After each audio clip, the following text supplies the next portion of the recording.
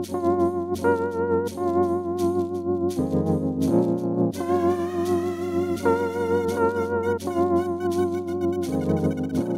up, I wasn't sure what I wanted to do. I don't think football was ever always my favorite sport. I loved baseball. I loved playing basketball. Growing up, I always wanted to be receiver, running back, and that's kind of what I played.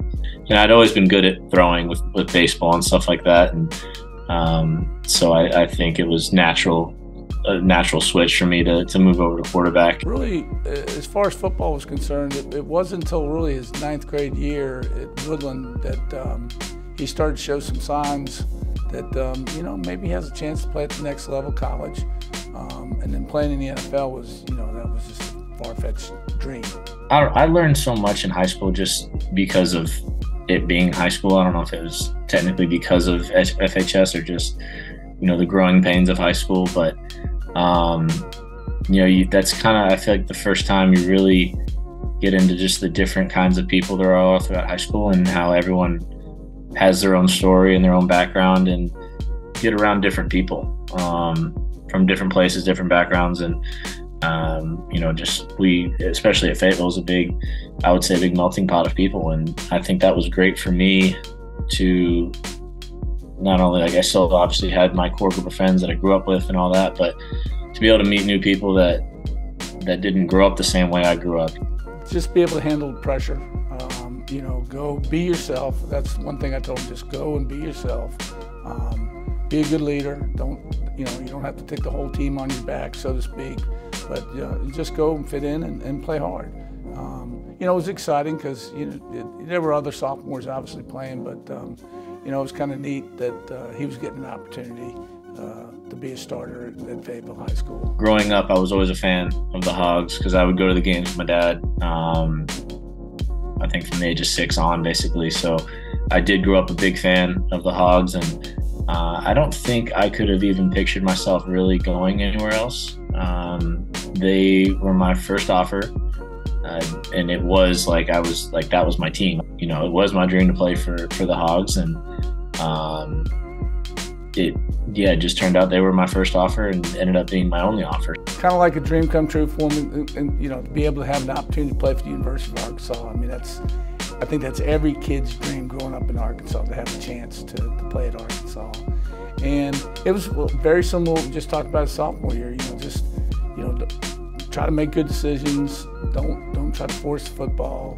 And then as we got to college, I think that's where, you know, it's high school fun and everything like that. Once you get to college, it kind of turns into a business. So I learned how he, you know, took care of his business in the classroom, how he treated his body off the field, and how he prepared for practice and games and everything like that. So being able to have that framework, I think helped me out in my career, at least playing wise and personally, where, you know, school comes first, and then also being prepared and everything like that when it comes to football. I think he laid the groundwork and just kind of followed it, and as competitors try to beat it and everything like that. But you know, he did all the right things.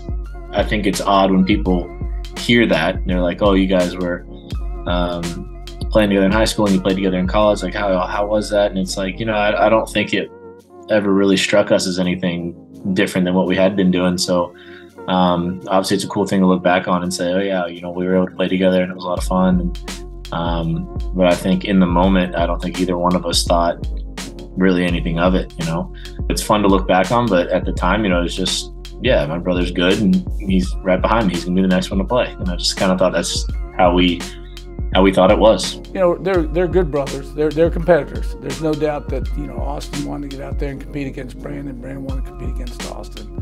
I think Austin kind of completely understood the situation that, you know, it's unfortunate for him maybe that they weren't another year apart, that, you know, he could have maybe played a little bit earlier in his career. But, you know, I think he sat back and watched the whole process and learned from it. It was nice to have someone you could ask questions about.